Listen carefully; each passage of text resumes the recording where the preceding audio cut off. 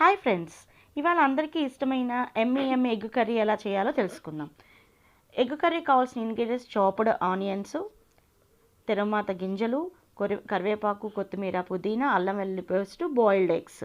So ముందు eggs boil చేసి పక్కన పెట్టుకోండి. తిరమాత గింజలు ఇలా ఆయిల్ వేసి సరిపడా వేసి తిరమాత గింజలు అన్నీ వేసేసేసి దాన్ని ఫ్రై చేసేసుకోండి. తర్వాత 2 టమాటాస్ తీసుకోండి, బాగుంటుంది టమాటా టేస్ట్ కూడా. సో టమాటాస్ వేసి మరీ జ్యూసీలా కాకుండా పేస్ట్లా చేసుకొని కొంచెం వాటర్ యాడ్ చేసి ఆ పేస్ట్కి మొత్తం తిరమాతలో వేసేసేయండి. దాంతోపాటు ఇష్టమైన వాళ్ళు డ్రమ్ స్టిక్స్, మునక్కాళ్ళు కూడా వేసుకోండి. వేసి లిడ్తో క్లోజ్ చేయండి. తర్వాత మీరు ఓపెన్ చేస్తే ఇలా చూడండి, ఉడుకుతూ ఎట్లా వస్తుందో. దాంట్లో కొంచెం చింతపండు రసం పోసి ఉప్పు, కారము, ఆ బాయిల్ చేసిన ఎగ్స్, పసుపు, అల్లం వెల్లుల్లి వేసేసి అన్నీ వేసేసి ఒకసారి బాగా కదిపేసేసి మూత పెట్టుకోండి. ఒక 10 మినిట్స్ తర్వాత ఇలాగా ఆయిల్లో అబ్జర్బ్ అవుతూ మనకు కూర చూడండి ఎంత చక్కగా స్పైసీగా కూర అనేది ఉడుకుతుంది. ఒకసారి మళ్ళీ గడ్డతో కంప్లీట్గా కలిపేసేసుకొని మళ్ళీ లిడ్తో క్లోజ్ చేసేసేయండి.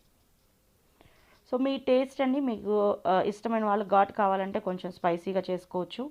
ఓకే, పిల్లలు ఉన్న వాళ్ళు కొంచెం లిటిల్ బిట్ స్పైసీ తగ్గించుకొని చేసుకోవచ్చు.